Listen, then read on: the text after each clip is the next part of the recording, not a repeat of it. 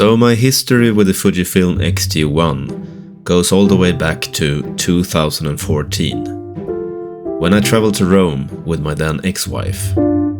This is, as some perceptive travelers might notice, not Rome at all, but just beautiful, summery Stockholm, which I will use as a backdrop as the story unfolds. For that trip, I decided to bring my Nikon D700 and 3 heavy lenses in a pretty big bag. Looking back now, I can see why that was a pretty big mistake. And while I got some pretty nice photos from that trip, the heat was killing me and my wife, and bringing that heavy camera with those lenses, well, let's just say it wasn't the perfect setup for that trip.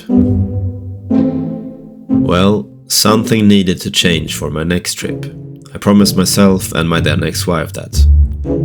And fast forward to 2015, I got a nice gift in the form of a trip to Paris for my 40-year-old birthday.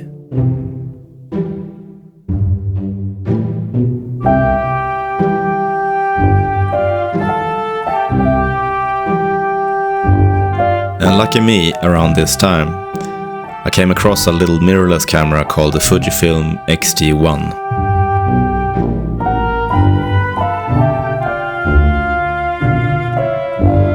I researched some of those early Fujinon lenses, all marvelous lenses, but decided on the 56mm f1.2, the 10-24mm f4, and also the wonderful 23mm f1.4 lens.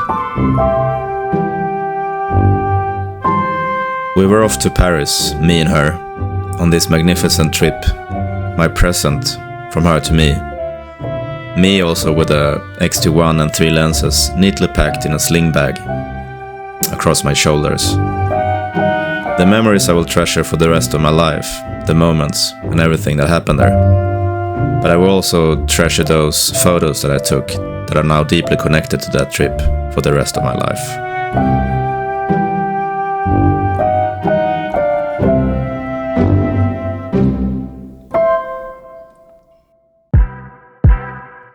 After the Paris trip, the X-T1 came with me pretty much everywhere I went. It became the perfect little companion.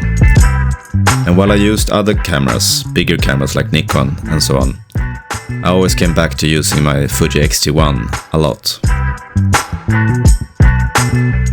I was very content with my X-T1 and I did not have any reason to change cameras. But as cameras often go, the X-T1 changed into a X-T2 after a while. But for some reason, I wasn't as happy with X-T2 as I had been with my X-T1. While being a more advanced camera, it just didn't connect with me in the same way that the X-T1 had. And so there was also this huge discussion with the trans files, the X-trans files, and the worms in the foliage. Yeah, you know what I mean. And I won't get into that whole discussion, but it just didn't sit well with me to having to go through all that post-processing to get files that you were happy with in the end. I just wanted to enjoy photography, not spend all the time in front of the computer processing the files. But that was just a reason for me to leave the Fuji system for quite some time, and another story for another time. But this video was more of a love letter to the X-T1 for me, and partly to tell you the reason why I later came back to the X-T1 again, but for a different reason. And this time it was actually to adapt vintage lenses. So that became a new beginning and a new journey together with the X-T1 for me.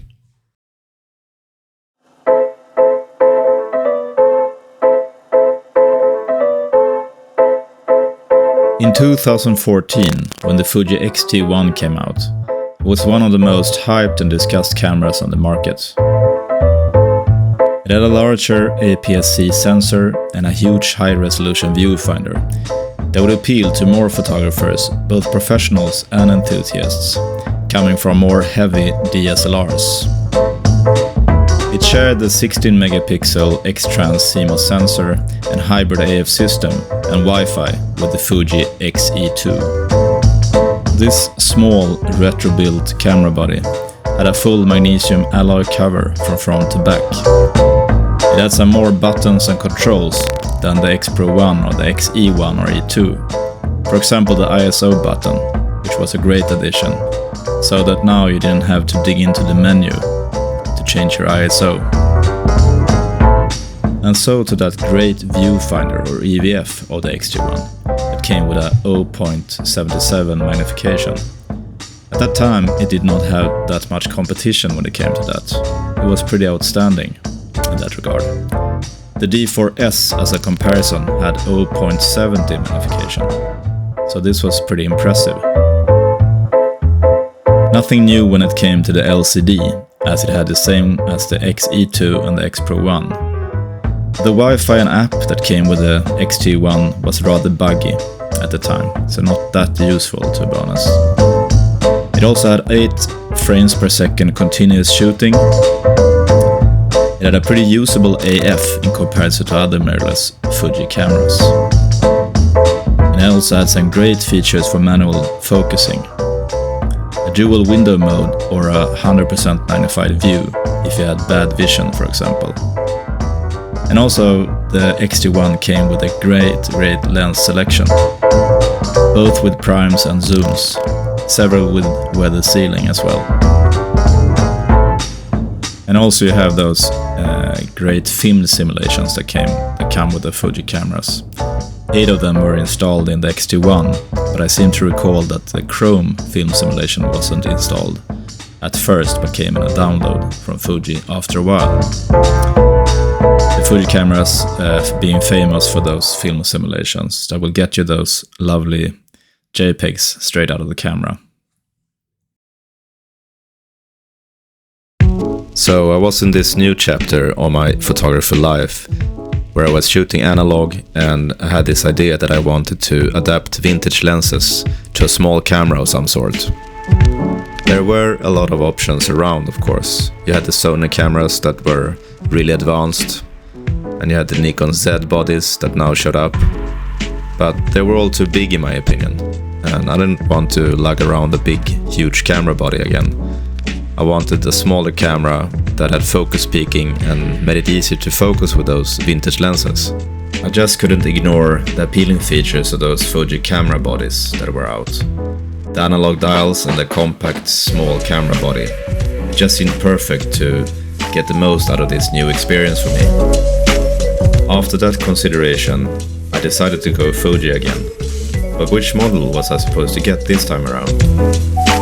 Since the Fuji camera models are quite similar to each other, the criteria for me were price, the size of the camera, and the sensor. Many would of course say that the features of a camera is an important criteria as well. But adapting vintage lenses isn't something that you need much advanced features for, in my opinion. So that became a moot point when deciding the model for me. Well, the secret was already out, of course, and I chose the X-T1 yet again. It felt so good handling this little camera, this companion of sorts, that I took so many beautiful memories with in the past. Now beginning this new chapter in my life, adapting vintage lenses as well. Also, besides those vintage lenses that I was so keen on adapting now, I decided to get one native Fujinon lens, and that was the 60mm f2.8 lens that I read some pretty nice reviews about. This became the perfect choice for me, with the weather sealing, the compact size and the snappy AF. For family shooting and day-to-day shooting in general, it was just a perfect little companion together with the X-T1 going forward. So without further ado, here is a little slideshow with some of the pictures that I've taken with my new combo, the X-T1 and the 60mm lens.